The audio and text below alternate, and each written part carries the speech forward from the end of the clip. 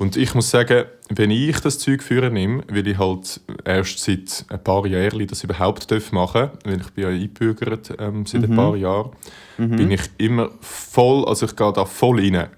Ich lese jeden Initiativtext, ich tue mich richtig auseinandersetzen, was ich abstimme, auch so mit den Kandidaten. Ich bin auf Smart Vote gegangen und habe, weißt du, die Spinne ausgefüllt, die es dann gibt, die politische. Das Netzdiagramm. Genau, so mit 56 Fragen, weißt, wenn ich das gesehen habe, hat es mir eigentlich schon abgelöscht, aber komm, das ziehe ich durch. Und dann plötzlich, okay, die Partei und die Kandidat bei mir im Kreis 2 hier in Zürich. Ich mache das richtig, eben, noch mit ganz viel so Euphorie. Wie ist das bei dir? Ja, das finde ich, eigentlich finde ich das gerade geil zu hören. Ich glaube, das ist auch, wie wenn du das so nicht kannst und dann kannst du es plötzlich, dann ist es verdammt geil, oder? Ich könnte es theoretisch schon immer. Ich muss sagen, ich war immer schon ein bisschen lumpig im Abstimmen, muss ich schon zugeben. Eben, es gibt Phasen, da bin ich voll dabei, schaue, weißt, auch die Videos, ich weiß gar nicht, wer die rausbringt, aber irgendjemand bringt doch so, weißt, so kurz... Ja, Easy Vote. Ja, genau, Easy Vote. Das schaue ich dann amig so voll am Informieren, Tag. Und zum Beispiel jetzt habe ich einfach gar nichts gemacht, muss ich ehrlich zugeben, das Mal. Ja, hast noch ein bisschen Zeit. Kann man noch. Okay, sehr gut. Aber ich finde das super, wie du das zelebrierst. Auch die Smart Vote müsste ich auch wieder mal machen. Das haben wir doch in der Lehre amigs gemacht. Nachher so verglichen. Ja, zum Vergleichen ein bisschen, ja, voll. Und hat jemand irgendwie SVP oder so, oder? Ist gerade gemobbt worden. Ja, bis wann kann man dann noch abstimmen? Hey, ich glaube bis Anfang März, wenn ich es richtig im Kopf habe. Jetzt bin ich auch, ich tue das immer so früh machen. Ich glaube bis am 6. März. Gut. Ich habe nämlich gerade auf dem Tisch so ein riesiges Kuvert, wo irgendwie alles drin genau, ist. Ja. Ja, aber dort ist auch so die Anleitung, weißt, wie man abstimmen tut und so. Das ist auch immer so ein bisschen abschreckend, weißt, dass du kannst irgendwie theoretisch eine Partei streichen oder irgendeinen Kandidat und jemanden doppelt nehmen und so Sachen. Dann hast du immer das Gefühl, wow, das ist mir alles eins zu viel. Aber es ist eigentlich voll easy. Einfach das Zettel rausreißen von dieser Partei, die bei Smart Vote dir rausspuckt und eigentlich bist du dann schon durch. Das sind dann einfach die Empfohlenen. Aber ich tue immer noch ein bisschen streichen und dort noch jemanden weg und so Sachen. Eben, einfach fast schon, wirklich, ja. Es macht fast schon Spass. Du machst wirklich die Deluxe-Version. Sozusagen, ja. Aber finde ich noch einen guten Punkt. Vielleicht kann man das gerade nutzen, um zu sagen, alle gehen abstimmen. Ja. Es ist wichtig, dass man stimmen kann, wenn wir schon stimmen hier in der Schweiz, oder? Ja. Gilt natürlich auch für mich selber. Ich habe natürlich gewusst, dass wir noch Zeit haben, gell? Habe ich natürlich schon auf dem Schirm gehabt. Nein, aber Stimmen wichtig. Und genau, so kommen wir doch in die Episode. Ja, ich glaube, da gehen wir doch jetzt mal rein. Gehen wir rein. Ein Kanton, 3 Teams. Herzlich willkommen beim Fußball-Podcast Turm, Grund, Wiese. Wir sind 3 Kollegen, die wöchentlich über die 3 Fußballclubs FC Winterthur, Grasshopper Club Zürich und der FC Zürich reden. Mit dem Raffi haben wir einen FCZ-Fan. Der Tim unterstützt seit über 2 Jahrzehnten den Club GC und mich, der David, sieht man am Wochenende auf der Schützenwiese in Winterthur. Danke fürs Zuhören und viel Spass mit der nächsten Episode. So, der Herr. Runde 26 von der Super League ist gespielt. Oder zumindest ein Teil davon. Die Pfützenwiese hat nämlich wieder mal zugeschlagen und der FC Winti spielt einmal mehr erst unter der Woche gegen den Leader Thun. Somit steht in dieser Episode das Zürcher Derby im Mittelpunkt. Der FCZ gönnt ein mäßig hochstehendes Stadtderby mit 2:1 und kann die Distanz auf GC in der Tabelle weiter vergrössern. Für GC heisst es hingegen Abstiegskampf pur. Zudem schauen wir noch kurz auf das Nachholspiel von Winti unter der Woche, wo der FCW bei einem 1:5 gegen St. Gallen nicht wirklich einen Stich hatte. Zuerst aber, Raffi, wie war dein Weekend? Hey, so lala, ich bin immer noch, wie man es wahrscheinlich ein bisschen hört, mit der tiefen Stimme am Kränkeln. Ich bin irgendwie immer ich bin immer noch bei der Schwelle zum Krankwerden. Ich bin nicht wirklich krank, aber auch nicht wirklich gesund. Ich schleppe das gerade ein bisschen um und das ganze Weekend eigentlich auch ein bisschen erholt. Ich habe viel gelesen. Das war cool, ein ganzes Buch gelesen. Das auch schon lange nicht mehr gemacht. Was hast du gelesen, wenn ich fragen darf? Hey, ich bin mega Fan von dem Buch. Es heisst «Ich denke zu viel». Es klingt jetzt nach so einem Self-Help-Book, aber es ist jetzt eher so eine Sammlung von so kleinen Geschichten, auch rund um Zürich und einfach so ein bisschen Adoleszenz in Zürich und so Sachen. Von der Nina Kunz ist das. Ja. Kann ich nur empfehlen. Ich bin mega Fan, aber ja, ist auch ein kurzes Buch, darum ist es schnell gelesen gewesen. Haben wir schon die zweite Werbung unterfragt. Ja, schlimm. Hey. Nein, nur... Wir werden richtig... Einmal ist der David da und plötzlich geht es irgendwie ums Abstimmen und um Bücherempfehlungen. Was heisst das? Nein.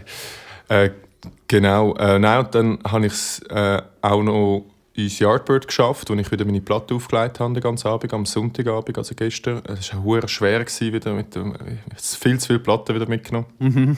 Ja, noch einen kleinen Rucken gegangen. Ja, und das war so eigentlich mein Weekend gewesen. Eigentlich nur konzentriert zum Auskurieren eigentlich, mehr oder weniger. Und bei dir? Ja, sehr ähnlich. Es hat uns irgendwie alle ein bisschen verwünscht, wie es aussieht. Eben der David ist heute auch nicht dabei, leider. Ist krank und muss sich darum leider heute abmelden von der Episode. Eben dich hat sie auch leicht verwünscht, mich auch. Bei mir war es aber vor allem noch so, ich hatte am Freitagabend noch ein bisschen gekocht und so Bratherdöpfel gemacht mit Pouletflügel tatsächlich. Und ich war dann ein bisschen zu geierig, glaube ich, auf die Pouletflügel und habe sie ein bisschen zu früh rausgenommen, weil die habe ich richtig gespürt im Magen am Samstag. Wirklich ein unchilliger Tag gewesen, viel Zeit auf dem WC verbracht. Aber ja, soweit... Beste Werbung zum Veggie werden. Ja, genau. Das ist jetzt deine Chance, um ein bisschen Veggie-Propaganda zu machen. Nein, ihr müsst die Pouletflügel einfach 5 Minuten länger drin lassen, dann passiert euch das nicht. Nein, aber ja, bitterer Samstag war durch das. Aber ich muss sagen, ich bin eigentlich voll froh, weil ja, so eine... ich hätte jetzt nicht gesagt, eine Lebensmittelvergiftung, das geht dann glaube ich schon noch mal ein bisschen länger, aber einfach eine kleine Magenverunstimmung, kann man vielleicht sagen, an diesem Samstag. Und ja, jetzt bin ich aber eigentlich auch wieder recht fit. Leider darum müssen das Derby auslassen, zumindest das Stadion. Das war ein bisschen schade im Nachhinein, aber eigentlich auch völlig egal. Ich bin ja gegangen, das habe ich ja völlig vergessen zu erwähnen. Ja, ich bin ja am Derby noch, mit ein paar Kollegen, genau am Samstagabend. Ja. Da hätten wir uns auch gesehen, das war schade. Ja, das war schade. Du hast es richtig gemacht. In dem Sinn natürlich auch mit dem Sieg. Ich bin jetzt fast froh, bin ich nicht gewesen, im Nachhinein. Genau, aber ich habe wie immer Tradition neu noch eine kleine Story dabei. Aus dem Weekend oder kann man sagen von der letzten Woche. Und zwar Thema Internet. Ich habe jetzt auf Glasfaser bin ich am Upgraden daheim. Ich bin ja bei der Wingo. Wow, so 10 Jahre gespart oder so. Ja, gut, weißt, ich bin ja vor 4-5 Jahren mittlerweile hier eingezogen. Und das hat dann am Anfang geheißen, ja, Glasfaser und so, aber es war ein Neubau und es war null ready, das. Darum erst jetzt. Und ja, mega nice. Es sind dann so 2 Elektriker gekommen, die das eingerichtet haben. Ich hatte ein Homeoffice. Und das Witzige ist eben, bei mir ist die ganze Multimedia-Ding, oder, wo man das einrichtet, ist im Putzschrank rein. Also du kannst dir eigentlich vorstellen, es ist ein Putzschrank. Und dort hat es so eine Klappe, zum einen mit ist der Sicherungskasten und das andere ist eben der Multimedia-Kasten sozusagen. Und dann haben die das dort eingerichtet, oder? Weil ich habe noch nicht mal eine Glasfaserdose, oder? Die muss man überhaupt noch erbauen, in dem Sinn. Ja. Und dann haben die halt geschafft, dann kommt so, ja, sie sind jetzt fertig und so. Genau. Dann habe ich so gesagt, so, ja, voll, merci, gell, und so. Aber wo ist denn jetzt die Glasfaserdose? Weil, oder? Also, der Internetstecker ist ja da hinten im Ecke, oder? Und der so, nein, sie haben die Glasfaserdose gerade im Multimedia-Kasten gemacht. Ich dachte so, okay, in dem Fall ist jetzt meine Glasfaserdose im Putzschrank rein. Easy.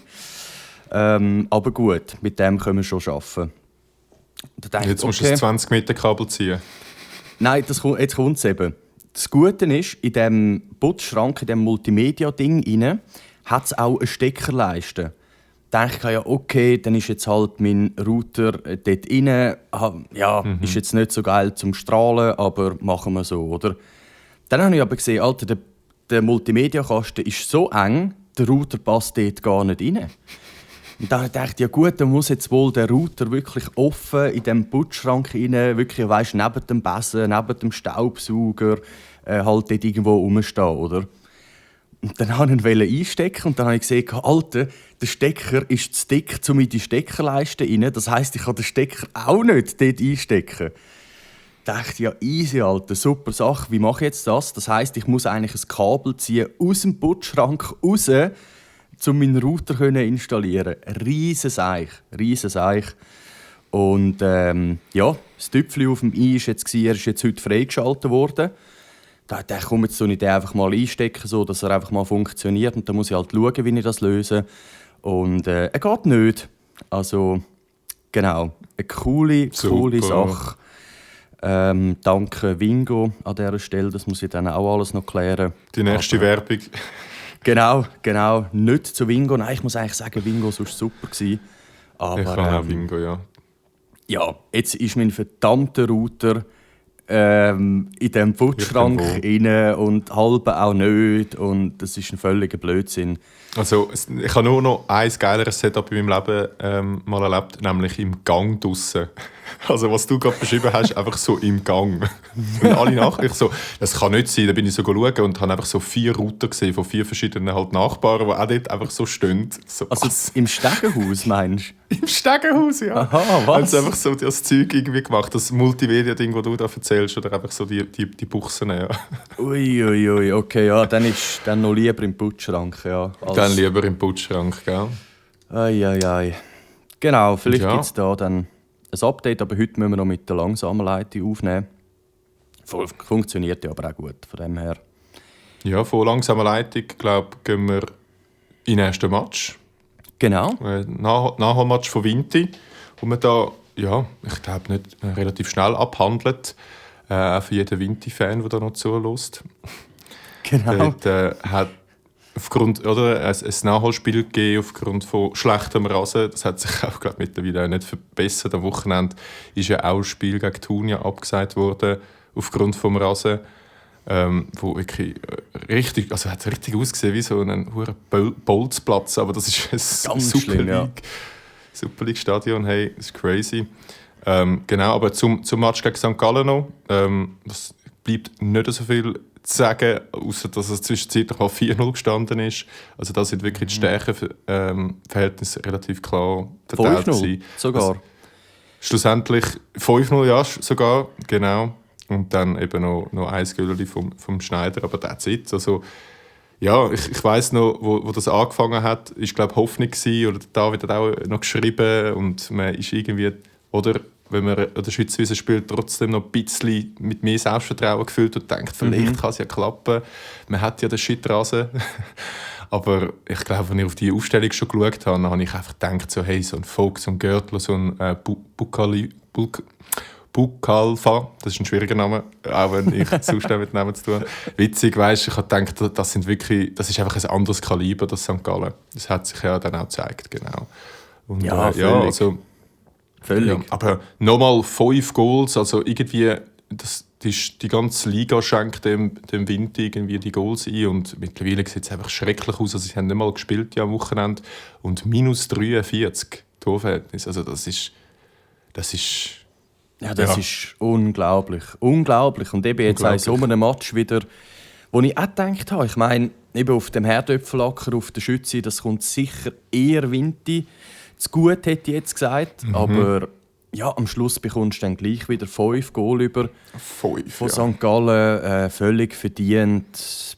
Ja, also ich glaube, jetzt ist wirklich der Punkt, wo ich null irgendwie sehe, wie Vinti da noch sollte.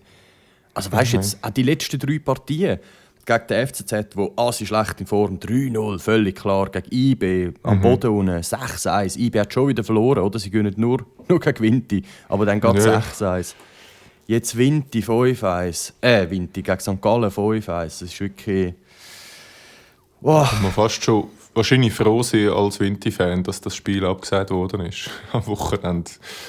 Und ja, dann auch noch gegen Thun, ja. Ja.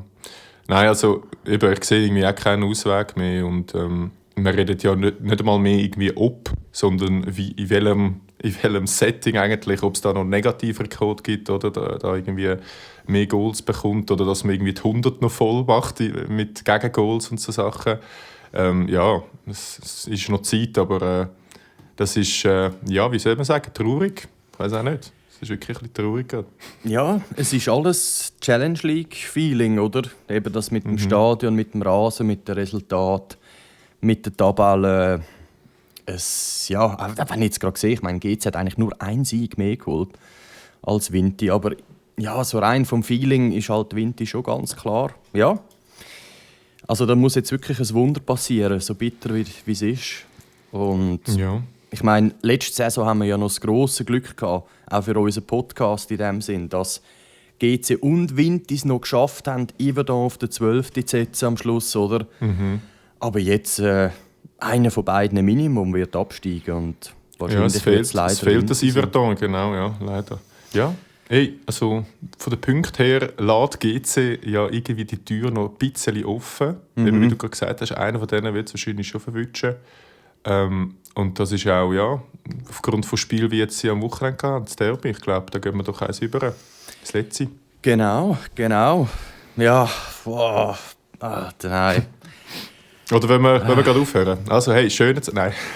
Von mir aus können wir gerne ganz eine kurze Episode machen. Nein, aber wir müssen das natürlich schon aufschlüsseln, was da passiert ist.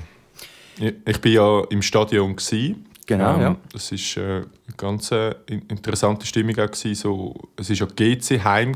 Also es ist ja wie alles ein bisschen im GC-Setting so, zu dem habe ich sicher auch noch ein bisschen, etwas zu sagen.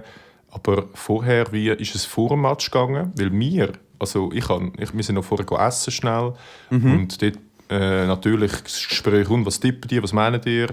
Und ich hatte irgendwie hure Schiss von dem GC, oder? Von jedem Medienhaus da in der Schweiz als Transfersieger benannt, auch von uns. Und Michi Frey irgendwie ist auch rumlungern und plötzlich hat es geheißen, der spielt von Anfang an und du so, Scheiße.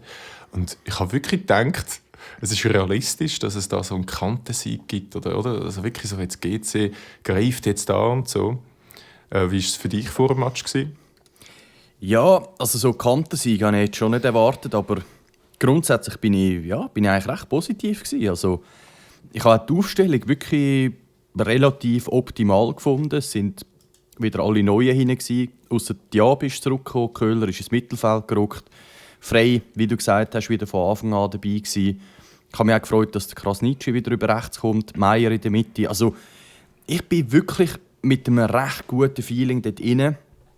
Vor allem eben FCZ gar nicht gut in Form, aber auch das erste Derby oder von dieser Saison, auch ein GC-Heimderby in dem Sinn. Oder man hat mit dem gleichen Spielsystem gespielt vom Scheiblener. Der FCZ hat dort noch bessere Spieler als jetzt. GC hat schlechtere Spieler als jetzt. Also eigentlich ja, alles ready gewesen für einen Sieg. Und darum bin ich leider, so dumm wie ich bin, wieder relativ hoffnungsvoll in dem Match. Ja. Optimistisch gewesen. Ja, aber irgendwie auch verständlich.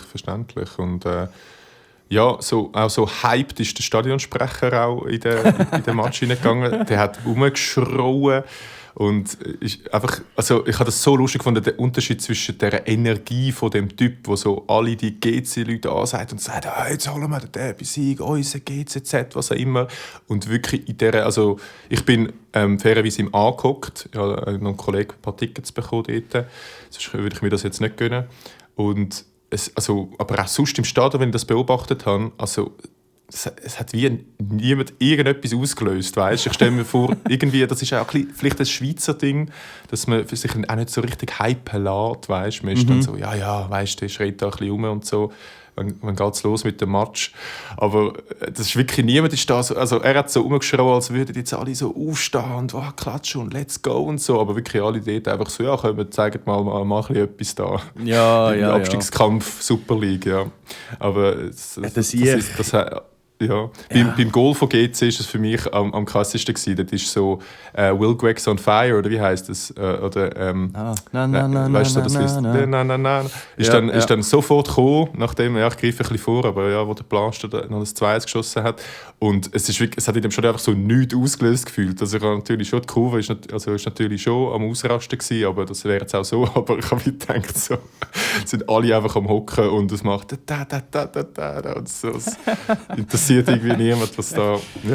Ja gut, man muss aber auch sagen, das war ja ein 1:2 gewesen. Im Derby da, rasten wir jetzt schon nicht gerade aus auf der Rang. Aber grundsätzlich bin ich auch bei dir. Also ich finde so im Derby geht es noch, oder? Bei 15'000 oder so immer. dann ist ja auch wirklich etwas los, aber so gegen Lugano macht er das ja auch. Oder? Ja, weiss, was du meinst, ja. Oh, das kann ich mir nicht vorstellen. Das ist ja wirklich ein leeres Stadion. Das ist cringe, es ist wirklich unangenehm. Ich finde es es ist unangenehm. Ich muss auch sagen, ich bin schon ein paar Mal geguckt. Ich dachte so, irgendwie so, es ist jemand da und er so, und jetzt die Aufstellung von unserem Grasshopper-Club Zürich machen so und alle so, ja, okay, gut, ja. Ja.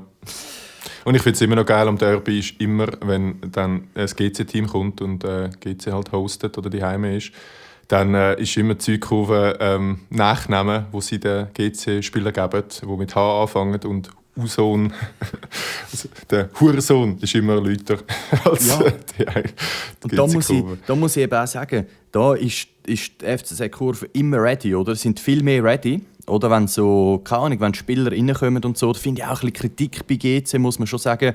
Oder FCZ-Fans immer ready, schon so ein bisschen am Jubeln oder ein bisschen am Pfeifen oder was auch immer, oder? Und bei GC, ja, sind es noch die Streifen am Aufbauen, wenn man jetzt ein bisschen zynisch sein will. Ja, und auch, also, und wenn man sagt, die Kurve, die haben auch, also die hat auch richtig geile Choreo gemacht, einfach sehr klassisch und schlicht, einfach so das FCZ-Logo und dann eine richtig geile Pyro-Show nebendran, also das hat richtig geil ausgesehen, voll. Und GC hat noch das Feuerwerk gezündet, genau, die haben richtig viel abgelassen.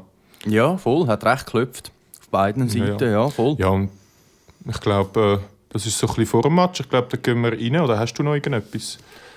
Nein, sonst ist eigentlich nichts gelaufen diese Woche. Ich würde sagen, wir gehen in den Match rein. Es nimmt mich noch Wunder. Ja. Ich habe das Gefühl, der FCZ ist schon relativ schüch in den Match gestartet. Ich nehme an, da hast du dich ein bisschen bestätigt gefühlt. Also, ich habe mir wirklich fest vorgenommen, die Episode so wenig Hate und Pessimismus ausstrahlen wie möglich, weil hey, Derby-Sieg und sonst, also, sie haben es eigentlich gut gemacht so über den Match dann. Aber die gesamte erste Halbzeit ist so langweilig gewesen. Ja.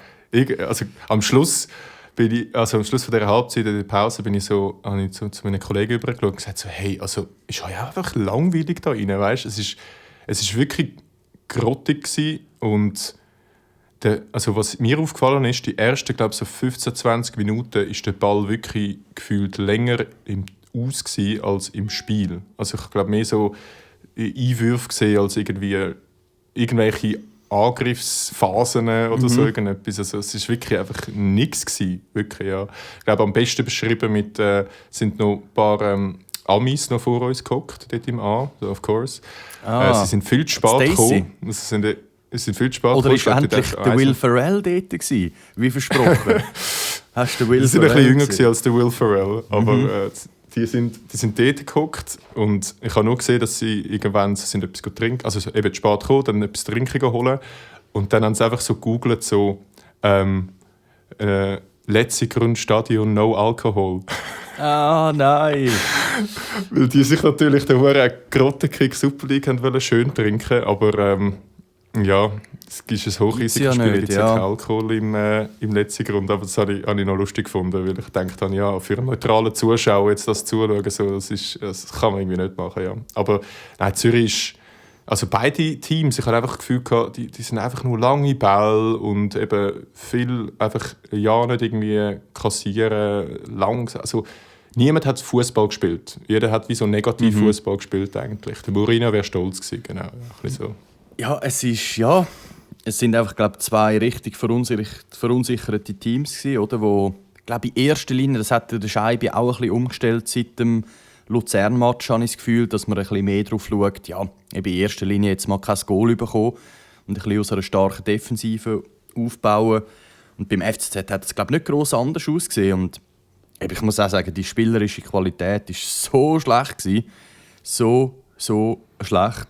Ja. Von beiden Seiten. Es war wirklich ein Grottenkick gewesen. Und man hat ja gesehen, wenn einmal irgendetwas geklappt hat, irgendeine Kombination funktioniert hat, ist es ja gerade gefährlich geworden, wie dort beim Abschluss vom Asp Jensen, wo doch für einmal noch eine schöne Kombi vorausgegangen ist, und natürlich auch einen schönen Save vom Huber dann. Ja, ich bin überrascht, dass er den hat im Fall. Weil er so komisch, so fast zu tief gehechtet ist, habe ich das Gefühl gehabt. Oder so zu spät oder so.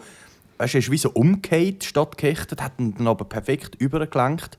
Habe ich fast reingesehen. Wie hat es im Stadion ausgesehen? Ja, voll. Also allgemein der Aspi Jensen so live gesehen, merkst du einfach, der ist so viel besser als alle anderen. Das ist wirklich einfach so der Schüttler, der irgendwie mitspielt auf dem Pausenplatz und du so, okay, ja, das stimmt, der spielt ja im Verein. Weißt du, so fällt einfach sofort auf. Dort hat es einfach einmal geklappt. Das ist der Michi Frey, oder, der dann schon geschossen hat. Oder nein, der Aspi Jensen hat dann abgezogen dort. Genau, bei dieser Situation, ja. Das Ding, ja. Ich habe das Gefühl, dort hat eben der Michi Frey mal ein bisschen umgestellt, weil er sonst immer so als Nummer 9 einfach so ein bisschen am Rumlungern war und am Warten. Ich habe das Gefühl, der hat sich auch wie so Energie auch ein bisschen gespart, um dann so im richtigen Moment so irgendwie, dann halt davor säckeln. Und dort hat er, glaube ich, gerade mal ein bisschen umgestellt und ist mal auch ein bisschen stehen geblieben und hat den Ball so ein bisschen gehabt. Also dort hat es einfach einmal, einfach wie du sagst, so einen Zug mal fertig gespielt.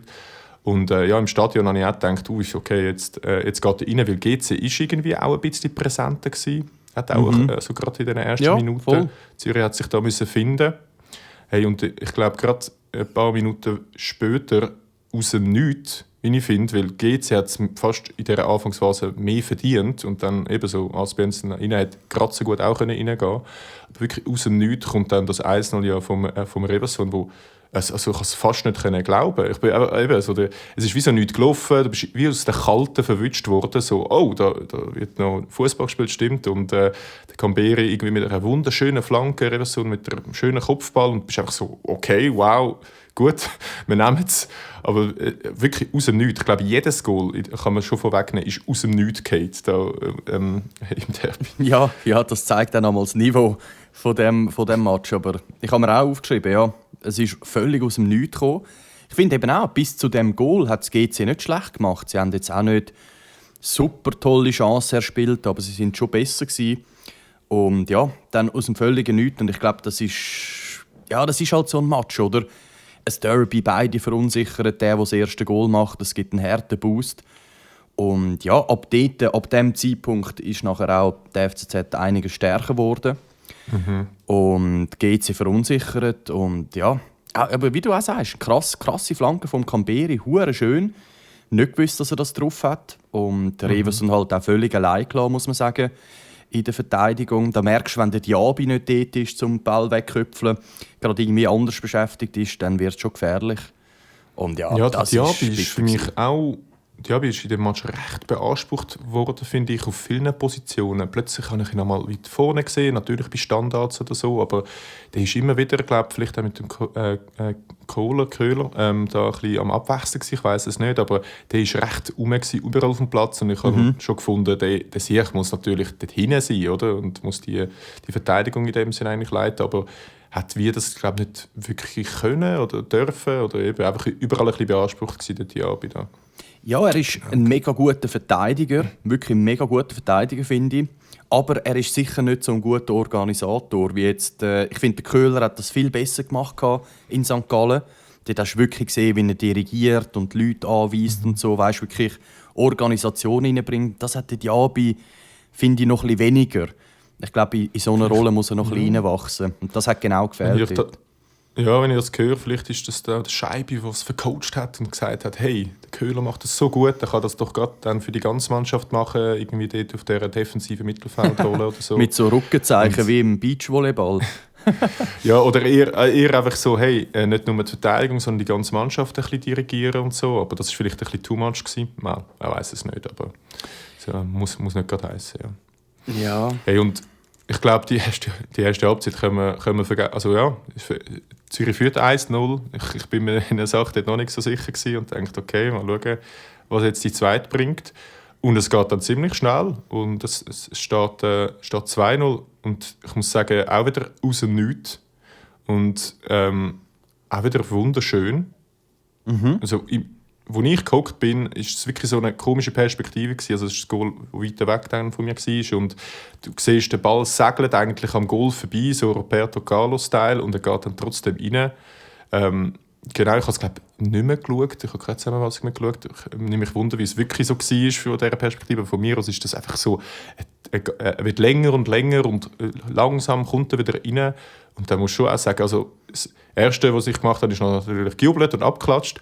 Aber als ich abgehockt bin, der zweite Gedanke nach dem Goal war einfach so, ja, der Kenny ist im Sommer weg. Ja, hey, der Kenny, ja. Ich weiss noch, man kann vielleicht in eine Epi reinhören, so im September oder so.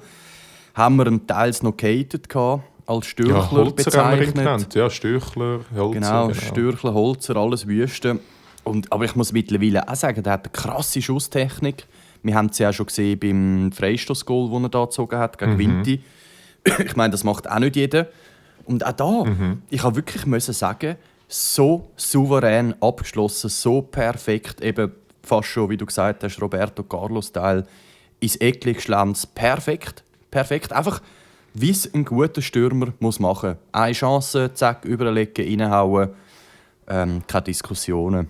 Ja, hure stark. Ja, und gute Worte zu verlieren, es hat es wie so wieder gut gemacht für die erste Halbzeit. Oder für einfach so den Grottenkick, den man sonst sieht. Einfach für das hockst du dann trotzdem dort bei irgendwie einstelligen Geräten und so. Und früher steht im Netz, dass du dann trotzdem so jemandem zuschauen plötzlich, wo, ja, wie ich trotzdem finde, leider dann vermutlich ja, nicht mehr lange bei Zürich spielt. Das ist halt wirklich krass. Du kannst nicht einfach sagen, oh, jetzt habe ich mir das Kenny-Shirt, das ist unsere neue Vereinslegende jetzt, der macht ja, Goal. der ist gerade weg, ja. Sondern er ist gerade weg. Es ist fast schon garantiert, jetzt schon. Es ist recht, ja, das ist halt wie, wenn man Super League-Fan ist das einfach Alltag, genau.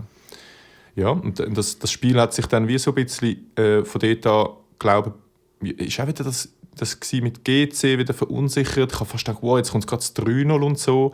Ich habe immer wieder raufgeschaut zu dieser Tafel und gesehen 2-0 und denke, das ist kein 2-0-Spiel, das da Zürich spielt. Aber eben, dieser Sache immer noch nicht traut. Und dann lehne ich mich auch über in der 80. Zum Lorenz, Grüße an dieser Stelle, und sage ihm, wieso, ey, ich glaube, das kommt langsam gut. Ich glaube, jetzt ist 80. Das kommt langsam gut. Und genau dann ja, kommt das 2-1 noch von GC. Ja, ich habe auch nicht mehr... Also ich hätte das unterschrieben, ja, dass da nicht mehr gross etwas passiert. Auch, ich muss auch sagen, auch nach dem 1:2 irgendwie hat sich das nicht angefühlt, als würde da noch etwas passieren. Ja. Ich muss sagen, im Stadion, also nach dem 2-1, es ist ja nach Huren abgegangen. Ich weiss nicht, wie du das erlebt hast. Ja, gut, das stimmt. Vor allem, wo dann noch so der Abraschi reingekommen ist. Ich habe es gefunden, der hat noch mal ein bisschen Feuer reingebracht. In der letzten... Chaos auch ein bisschen so gesehen. Ja, genau. Ich glaube, das hat er auch extra gemacht. Er hat einmal so eine Rudelbildung provoziert, oder? Indem er eben einen vom FCZ noch so ein bisschen wegschupft, ein bisschen dies, das und so. Und ich glaube schon, das war extra gewesen, um nochmal so ein bisschen die Spannung reinbringen, nochmal so ein bisschen das Adrenalin reinbringen, so ein bisschen die Hitzigkeit vom Derby. Aber ja gut, sie haben ja dann schon einmal eine Chance gehabt durch den Lee, aber auch völlig zufällig eigentlich, wie die entstanden ist. Und man sieht es auch in der Wiederholung, der Ball wäre auch sonst neben das Goal gegangen, auch wenn er nicht abgeblockt gewesen wäre. Also kann man auch nicht wirklich als nochmal ernsthafte Chance betiteln. Nein, kein Hochkaräter, hätte ich jetzt gesagt, aber irgendwie gefühlt 5-mal der genau gleiche Angriff, einfach also irgendwie auf die Seite raus, Flanke in die Mitte, einfach irgendwie probiert. Aber ja, es hat dann irgendwie nichts dabei irgendwie rausgeschaut. Aber ich finde trotzdem, es hat so Spannung noch gegeben. Es hat wie wieder die letzten paar Minuten dann wirklich hat man wie gesagt, ja so, das hätte ich jetzt gerne 90 Minuten lang gesehen, natürlich. Aber das ist natürlich ein bisschen anders, wenn es 2-1 steht und du irgendwie kurz, also eben als GC kannst du noch ausgleichen und einfach klar ist, als Zürich musst du das jetzt auch noch irgendwie abspielen.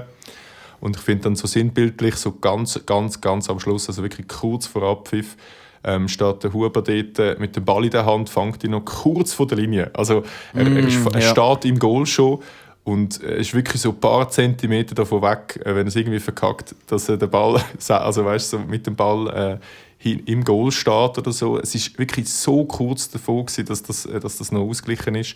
Und das wäre wahrscheinlich, wenn man ehrlich ist, wahrscheinlich ein faires Resultat gewesen. Weil GC hat schon etwas bei dem Match beiträgt zum Teil. Aber ja, das ist vielleicht dann auch GC. ein bisschen Loser-Verein, dass sie dann trotzdem das das Goal machen und eine Niederlage einfahren und das Derby nicht gewinnen. Ja. Ja, es ist einfach auch typisch für so ein Spiel. Eben auch die Statistiken, wenn man sie anschaut, geht sie überall ein bisschen favorisiert eigentlich, in allen Belangen. Überall, alles. Also ich glaube wirklich alle Statistiken haben sie gewonnen. Mehr Schüsse, mehr Zweikämpfe gewonnen, mehr Ballbesitz, mehr XG sogar. Unglaublich ganz wenig und so. Ja, eben, es ist auch da. Beide waren grottig. In so einem Spiel kann auch ein bisschen alles passieren. Also wer dann am Schluss die 3 Punkte holt. Aber eben, es ist halt typisch. Es ist so typisch. Es ist eben wieder mal ein Match, wo man sich ein bisschen Hoffnung macht. Weißt, ich sage jetzt, man hat sonst ab und zu mal gute Matches gehabt, wie natürlich der Sion-Sieg im Cup. Auch das in St. Gallen war sicher stark. Wir erinnern uns auch das 6-2 natürlich in Bern. Aber die sind immer aus dem Nichts gekommen, wo man eigentlich auch nichts erwartet hat und dann plötzlich, okay, ist ja verdammt gut gewesen jetzt gerade. Krass, ja, oder? Vielleicht auch ohne Druck, gell? Ja, und ich habe das Gefühl, sobald man so auch als Fan ein bisschen Hoffnung hat und denkt, eben, FCZ so schlecht aktuell, man hat das erste Derby gewonnen, deutlich, man hat jetzt die neuen Spieler, jetzt kann man etwas erreichen oder jetzt kann man den FCZ wirklich nochmal runterziehen in den Barrage-Fight rein. Was ja wirklich noch mal viel auslösen kann, oder? Ein Derby kann viel auslösen.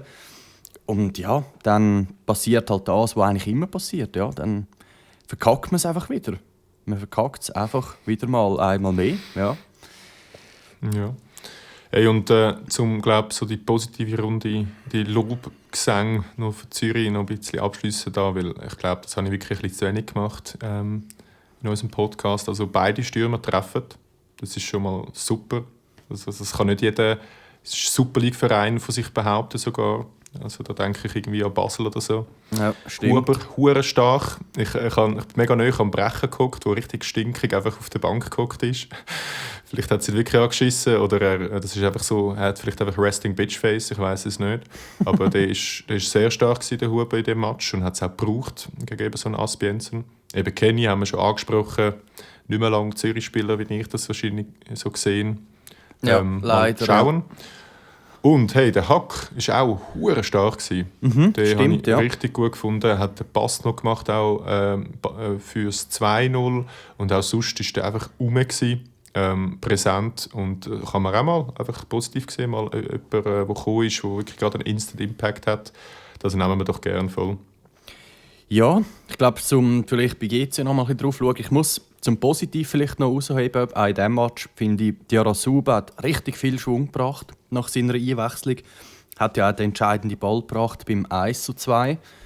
Und ich habe auch den Ngom, obwohl er den Fehlpass gespielt hat vor dem 2-0, was natürlich ja, auch wieder ein bisschen alles überschattet. Aber wenn man das ganze Bild anschaut, finde ich, hat er sehr gut gemacht. Hat 1-2 Mal den Kenny sehr gut abgefangen in einem Sprintduell. Ich muss sagen, der ist mir auch aufgefallen. Also der einfach ein anderes Niveau Verteidiger. Andere Schublade, sagen wir es so. Oder?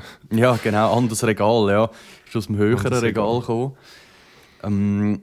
Etwas, was ich auch noch sagen will, ich finde das so komisch bei GC aktuell. So, sie sind so unkonstant. Sie haben ab und zu wirklich sehr gute Leistungen aus dem Nichts und dann aber auch wieder so richtig schlechte Spiele, wo du dich irgendwie auch fragst. Ich meine, ich weiss nicht, wie gross dass man das machen muss, aber nach dem 2-0 vom FCZ haben anscheinend der Kenny und Co. auch noch vor der GC-Bank gejubelt. Ich weiss nicht, ob du da irgendwie etwas gesehen hast im Stadion, aber... Ja, ich weiss, von was du redest. Also, wenn man sich das vorstellt, im letzten Jahr hat ja einfach die 2 Bänke und in der Mitte ist die SRF-Cam, wo einer ja dort hockt und so ein bisschen, genau, ja. Eigentlich fast auf Rasenhöhe am Filmen ist. Und er ist jubeln in die Kamera. Was ich irgendwie noch, also so das Beobachten im Stadion, weißt so im Fernsehen bist du so, cool, da ist er, weißt so vor der Kamera jetzt am Jubeln, die Bilder, oder, wo du willst sehen. Aber so im Stadion ist es mega komisch. Du bist auch dort so, das sind da 15'000 Leute, die dich schauen und du jubelst dann so in die Kamera rein. Aber das ist halt gerade, er ist halt oder von dieser Seite gekommen, wo die GC-Bank ist und dann zu dieser Kamera und das ist nicht vor der GC-Bank, sondern vor der SRF-Cams für, dass irgendjemand bei Transfermarkt dann auch noch ihn sieht, dass er dann holt dann im Sommer oder was auch immer. Ja, ich finde das noch spannend, wie bewusst sich die Spieler sind, weißt, gegenüber der, also so Bildsprache und so. So wie so Politiker amix. Das merkst du auch immer, wenn sie ein Goal gemacht haben, vor allem in der grossen Liga, so das Goal, nachher jubeln alle. Und dann geht der das Goal gemacht hat, noch allein zu der Cam und macht irgend so ein Fingerzeichen und so. Da denke ich immer, für den Fabrizio Romano-Post. Ich denke immer an den Sohn, der dann da so seine Kamera noch macht, also so das Viereckli mit den Händen. Genau, und noch für die Medien. Sein Jubel. Genau. Ja, für sein Brand halt noch den Jubel muss machen, genau. Gut, eben wie du es jetzt erklärt hast, sehr geil hast du das gesehen, weil eben, es hat noch recht so ein bisschen Diskussionen gegeben, so ja, wieso ist da niemand von GC ein bisschen anficken und so, wenn es da vor der Bank, aber so wie es jetzt tönt, sind sie einfach schnell einmal vorne durch, weil es halt der Weg zu der SRF-Kamera war. Genau. Also alles. Super, haben wir das können so klären. wild. Sehr schön. Genau, was noch vielleicht auch noch zum Abschluss, ich meine, der Scheibe und der Sutter werden dort schon recht kritisiert. Das ist natürlich auch ein Match, wo sehr viele negative Emotionen und auch Gedanken auslöst, sehr viel hinterfragen.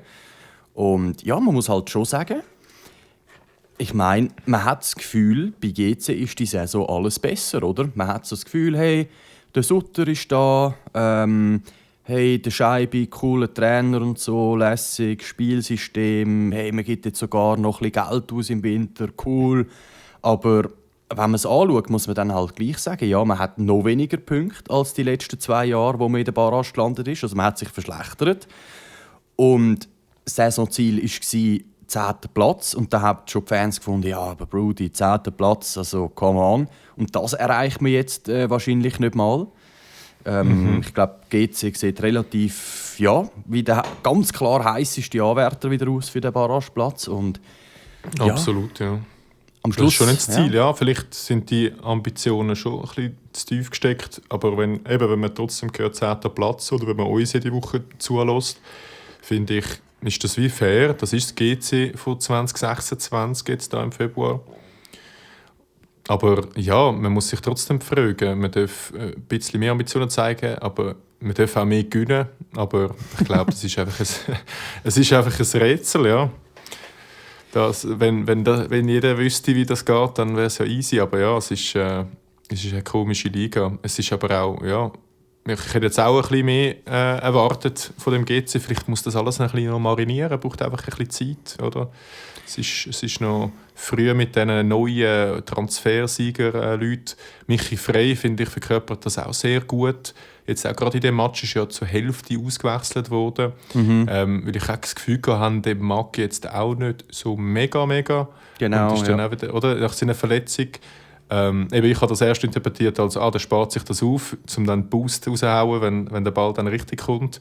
Aber dann glaube ich wirklich einfach nicht mehr mögen. Und dann, ja, habe ich mich auch gefragt, hey, ist es das schon gewesen? Also weißt, ist das einfach so der Michi Frey mit so Göpp cool dort und dort noch das Goal und das ist es schon wieder gewesen. Und man hat trotzdem irgendwie so falsche Hoffnungen in die Transfers gesteckt. Mal schauen, aber ich glaube, es braucht immer alles ein bisschen Zeit. Also ich finde, wenn du das schon sagst, dass irgendwie der Scheibe und der Sutter da schon irgendwie anfängt angezählt werden wegen dem so, hey, es geht halt einfach nicht von heute auf morgen, aber GC muss natürlich schon irgendwann einmal andere Ambitionen haben, als nur nicht in die Barrage kommen. Wenn das, ja, ist schon schlimm. Ich bin auch eher bei dir, so ein bisschen, ich bin eben auch eher einer der wenigen, habe ich das Gefühl, der jetzt eher so ein bisschen findet, ja, Kontinuität, Liebe weiterziehen. Jetzt hat man die ganze Saison mit dem auch relativ schlechten Kader, mit dem Scheibis im Spielstil gespielt und jetzt da irgendwie wechseln, das bringt ja auch nichts. Also weißt, man muss auch sagen, Vinti sehe ich jetzt nicht wirklich als Gefahr mittlerweile, dass die da noch von hinten aufholen könnten. Und gegen Führen ist auch nicht wahnsinnig viel möglich. Wahrscheinlich muss man jetzt einfach den Barrageplatz wieder mal akzeptieren. Aber ich weiss nicht, ich verstehe es auch. Ja, es entwickelt sich wenig. Also man hat nicht das Gefühl, man entwickelt sich in eine positive Richtung, sondern eher, es bleibt, wie es ist. Und das ist halt einfach mäßig gut, oder? Ja, mal schauen, wie es sich noch weiterentwickelt jetzt für die nächsten paar Runden von so diesen Regular Round. Das geht ja noch ein bisschen. Ich bin dann wirklich gespannt, wie wir da über GC reden, dann in ein paar, wenn es Frühling ist, oder? Ich glaube, wenn man dort dann noch, immer noch so mit Abstand, eben wie du das jetzt beschreibst, es geht dort weiter gegen Führen, die Kinder ist auch abgesichert, dann ist es auch ein bisschen komisch. Dann dürfen wir anfangen, ein bisschen kritisieren, glaube ich, und sagen, okay, also was man wenigstens sehen will, ist, dass man den 10. Platz, also das Ziel angreift, oder? Und das macht man ja momentan nicht wirklich. Ja, genau. Aber eben auch vielleicht noch ganz kurz, man ist ja auch im Cup-Halbfinale und das tut natürlich auch viel schöner gestalten, sage ich jetzt mal. Ja, das tut ein bisschen die Saison ein bisschen retten, sagen wir es so. Dass man sich trotzdem noch auf so Sachen freuen kann. Weil ich glaube, man GC-Fan sagt, vielleicht bald den 10. Platz angreifen. Ich glaube, das löst nicht so viel aus wie hey, Cup-Halbfinale. Ja, absolut. Aber ich will sagen, wir schauen auf das nächste Wochenende schon mal führen.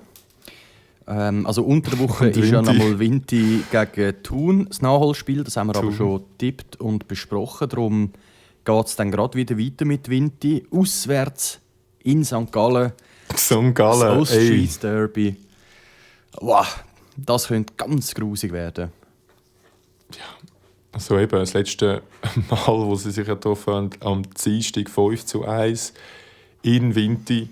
Jetzt auswärts und St. Gallen spielt gerade recht stabil. Ich sehe es irgendwie nicht anders, als dass es einfach sich wiederholt. Oder ja, so ein 2-0 St. Gallen. Ja, das ist einfach klar, was läuft eigentlich. Ja, ich gehe sogar auf ein 4-1 für St. Gallen. Ich glaube, das wird recht klopfen da.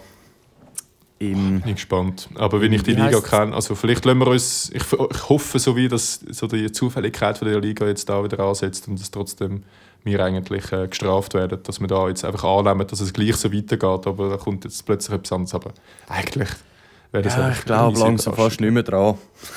Nein. An diesem Punkt an. Nein. Ja, und dann am Sonntag spielen unsere 2 Vereine. Zürich ist auswärts in Bern. Dort sehe ich irgendwie Möglichkeiten, vielleicht Punkte zu holen und gehen auf ein Unentschieden. Aber hauptsächlich wieder mit der These, ist der Verein, wo wir spielen, shit? Oder weißt du, oder einfach an dem Tag auch shit, wie jetzt GC das auch war? Oder weiss ich nicht, auch nicht shit gewesen. Aber ja. Dann IB sind wirklich nicht gut. Darum, ich glaube, das 1-1 sollte drin liegen oder das 2-2. Das Pünktchen nehmen wir, glaube ich, mit. Ja, bin ich bei dir. Eben bei IB weiss man nie so recht. Wenn sie dann halt kommen, dann sind sie natürlich viel besser. Aber ich habe immer das Gefühl, ich gehe bei IB FCZ eigentlich fast immer aufs 2-2. Das ist für mich so das Resultat von diesem Match. Darum auch da 2-2. Wahrscheinlich so die letzten 10 Matches hat es kein 2-2 gegeben. Aber ja, wahrscheinlich, ja. Das ist noch so von 2019, wo das noch passiert ist. Aber ja. Genau, GC Lugano. Ist noch gleichzeitig dann am Sonntag. Der Kassenschlager am Sonntag. Genau. Und jetzt die Aufstellung vom Grasshopper Club Zürich. Und nachher kommt so ein Heuballen. Weißt du, wo so. Oder wie nennt man das? Tumbleweed-Sounds. Tumbleweed. Oder einfach so Grillen-Sounds. Grillen-Sound, das ist ein perfektes Bild, ja. Genau. Genau, ich glaube, es 1-2 für Lugano. Simpel und einfach. Gerade auch auf ein 0-0. Das passt für mich einfach zu dieser Stimmung, die wahrscheinlich dann in dem Stadion herrscht. Einfach 0-0. Ein 0-0, ja, müsste man nehmen gegen Lugano. Aber ich glaube, gar keinen Bock auf den Scheissdreck. Wirklich, eben der Cup-Halbfinale, den Rest kann man 0-3 Vorfälle geben. Den Rest der Saison. Grusige Zeiten wieder mal. Grusige Zeiten. Wenigstens wird es wieder ein bisschen wärmer. Es ist langsam Frühling. Vielleicht hilft das auch unserem Kanton, dass sie noch ein bisschen Boost bekommen mit der Fußballqualität und ein paar Punkten. Aber ich habe mir vorgenommen, nicht negativ zu enden. Also in Zürich die Woche sind wir happy. Derby-Sieg. Kann man stolz durch die Stadt laufen. Ja, wenigstens ist jemand mal happy, oder? Das ist schon mal besser als gar niemand. Ja, ist immer so, wenn man dann die Derbys hat, eben gegen Winter, gegen GC, liegt es dann schon drin. Ja, das ist der Unterschied, genau. Ja, gut. So ist es. Aber ja, dann würde ich sagen, danke fürs Pläudern und allen danke fürs Hören und ganz eine schöne Woche. Wir hören uns dann spätestens Dienstag nächste Woche. Yes, geniessen es. Tschüss zusammen. Ciao, ciao. Noch einmal ein Einwurf für Zürich. Keita.